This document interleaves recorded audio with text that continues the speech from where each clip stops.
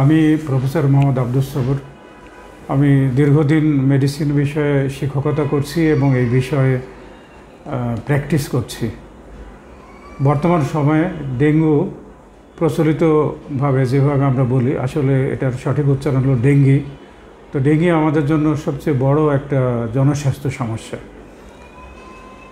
2019 শেষ দিক থেকেই আমরা প্রতি বছর এই অসুখটা নিয়ে আমরা সমস্যায় পড়ি। শুরুর দিকে আমরা এই অসুখের ম্যানেজমেন্ট নিয়ে অনেক সমস্যায় পড়েছি।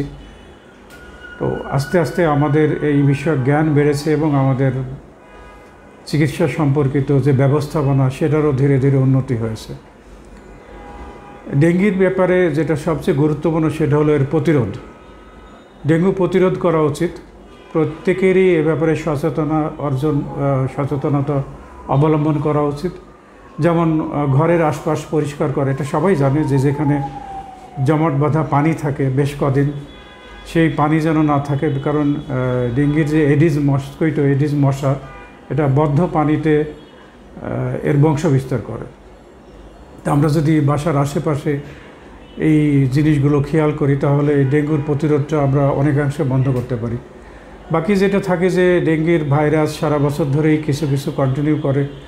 এখানে যারা পাবলিক হেলথের সঙ্গে জড়িত তাদের রোল আছে, যেমন সিটি কর্পোরেশন, তারা বাকিটা দেখবে। তো আমরা যদি পাবলিক হেলথের ব্যাপারে আরও সচেতন হই এবং সিটি কর্পোরেশন যদি আরও সচেতন হয় তাহলে এই রোগটা আমরা অনেকাংশে প্রতিরোধ করতে পারব। এবার আমরা ডেঙ্গুর চিকিৎসা নিয়ে আসি। ডেঙ্গুর চিকিৎসা খুব সহজ। সেটা হলো যে শুরুতে আমি বলে নিই ডেঙ্গুর কিছু উপসর্গ। সবাই এটা জানে যে এখন হঠাৎ করেই জ্বর হয়, তার সাথে মাথা ব্যথা হয়, প্রচণ্ড রকম শরীর ব্যথা হয়।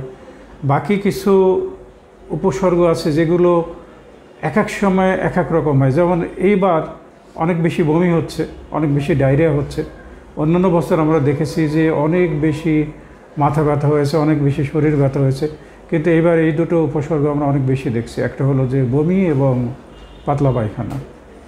ডেঙ্গু শুরুতেই হচ্ছে এবং এটা আমাদের জন্য একটা ম্যানেজমেন্ট, রোগীর ব্যবস্থাপনা একটা চ্যালেঞ্জ হিসেবে আসছে। কারণ আপনারা জানেন যে ডেঙ্গুর ব্যবস্থাপনায় তার যে শরীরের হাইড্রেশন, মানে শরীরের যে পানি শূন্যতা রোধ করা, এইটা একটা বিগেস্ট চ্যালেঞ্জ ফিজিশিয়ানদের জন্য। এবং ডেঙ্গু সম্পর্কিত যে মৃত্যুগুলো হয়, মর্টালিটি আমরা যেটাকে বলি, এর বেশিরভাগই ডেঙ্গুর পানি শূন্যতা, এবং যার ফলস্বরূপ ব্লাড প্রেশার কমে যায় এবং পেশেন্ট অনেক সময় মারা যায়। ডেঙ্গির রুগীর খারাপ হয়ে যাওয়া বা মারা যাওয়ার আরেকটা কারণ হলো পরবর্তীতে ডেঙ্গু যখন এক সপ্তাহ পার হয়ে যায় তখন বিভিন্ন অঙ্গ এফেক্ট করে। যেমন ব্রেন এফেক্ট করতে পারে, কিডনি এফেক্ট করতে পারে, লিভার এফেক্ট করতে পারে। এই ভাইটাল অর্গানগুলো যখন এফেক্ট করে তখনও কেউ কেউ মারা যায়। তো আমরা যদি প্রথম থেকেই চিকিৎসার ব্যাপারে সচেতন হই, বিশেষ করে রোগীর যদি কখনোই পানি শূন্যতা না হয়, এবং সেটা রোধ করার একটাই উপায়, সেটা হলো শুরুর থেকেই যথেষ্ট পরিমাণে পানি খাওয়া, বিশেষ করে খাবার স্যালাইন, শরবত। সবাইতে আমরা বলি পছন্দ মতো শরবত খাবে, কিন্তু সাথে একটু লবণ দেওয়া। এতে করে হয় কি, রোগীর শরীরে যথেষ্ট পরিমাণে পানি থাকে এবং রোগী সুস্থ থাকে, রোগীর শারীরিক কন্ডিশন ভালো থাকে, তার ব্লাড প্রেশার ভালো থাকে এবং রোগ প্রতিরোধ ক্ষমতাটাও বজায় থাকে। আর জ্বর কমার জন্য প্যারাসিটামল, তবে জ্বর হলেই প্যারাসিটামল খাওয়া উচিত না। জ্বর যদি 100 ক্রস করে, 100-র উপরে উঠে যায়, তখনই প্যারাসিটামল খাওয়া উচিত। এবং প্রচুর পরিমাণে লিকুইড খাওয়া উচিত। লিকুইড খাবার একঘেয়ে লাগতে পারে, সেক্ষেত্রে অন্য কিছু খেতে পারে, যেমন জুস খেতে পারে, জুসের সাথে একটু লবণ মিশিয়ে নেয়, অথবা স্যুপ খেতে পারে। আর ব্লাড প্রেশার মাপতে হবে।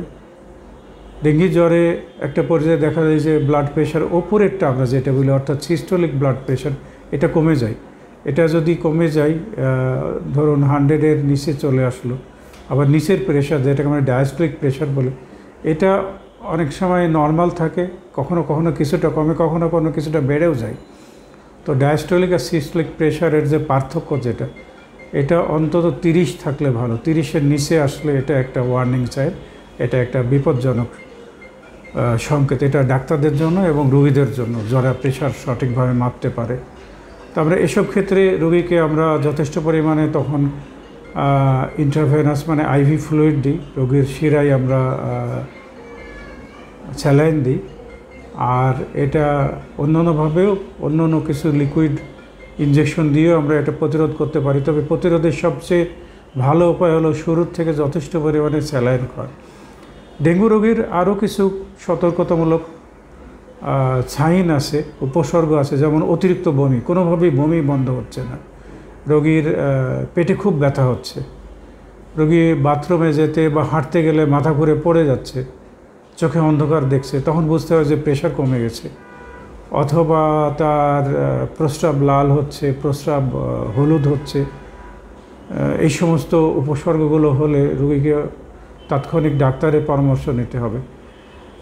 ডেঙ্গু রোগী হলেই যে ডাক্তারের পরামর্শ নিতে হবে এমন নয়। যেমন একটা কথা বলি যে ডেঙ্গির 80% ক্ষেত্রেই দেখা যায় যে অল্প উপসর্গ অথবা কোনো উপসর্গ ছাড়াই ডেঙ্গি প্রকাশ পায়, এবং বাকি যে 20% এদের দেখা যায় যে একটু বেশি অসুখ হয়, জ্বর হয়, অন্যান্য সমস্যা হয়।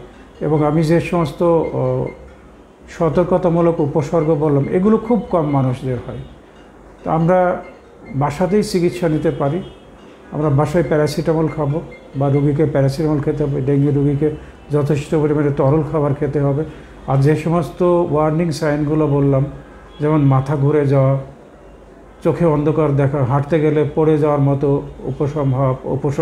পড়ে যাওয়ার মতো পরিস্থিতি তৈরি হওয়া, তারপরে পেটে প্রচণ্ড রকম ব্যথা, বমি কোনোভাবেই ভালো না হওয়া, প্রচুর পরিমাণে ডায়রিয়া হওয়া, অনেক সময় একদম ওয়াটারি ডায়রিয়া হয়, পানির মতো ডায়রিয়া হয়, এই সমস্ত উপসর্গ হলে তাকে তাৎক্ষণিক হসপিটালে যেতে হবে। আমরা কিছু ক্ষেত্রে এমন রোগীও পাই যে শুরুতে সে নিজের অসুখটাকে ইগনোর করেছে এবং পরবর্তীতে দেখা গেছে তার প্রেশার কমে গেছে, তখন দ্রুত তাকে হসপিটালে ভর্তি করা হয় এবং খুব দ্রুত তাকে শিরাতে স্যালাইন দেওয়া লাগে। তো ডেঙ্গু সম্পর্কে সংক্ষেপে যদি আবার বলি, টেক হোম মেসেজ যদি বলি, তাহলে ডেঙ্গুর প্রতিরোধটাই আসল। ডেঙ্গু হলে আতঙ্কিত হওয়ার কিছু নেই। ডেঙ্গু হলে যথেষ্ট পরিমাণে স্যালাইন খেতে হবে, প্যারাসিটামল থেকে বেশি কিছু খাওয়া যাবে না। আর সতর্কতামূলক সাইন বা চিহ্ন যেগুলো আমি বললাম, যেমন ব্লাড প্রেশার কমে যাওয়া, মাথা ঘুরে যাওয়া, অতিরিক্ত বমি হওয়া, পেট ব্যথা হওয়া, তাহলে তাৎক্ষণিক ডাক্তারের পরামর্শ নিতে হবে। ধন্যবাদ।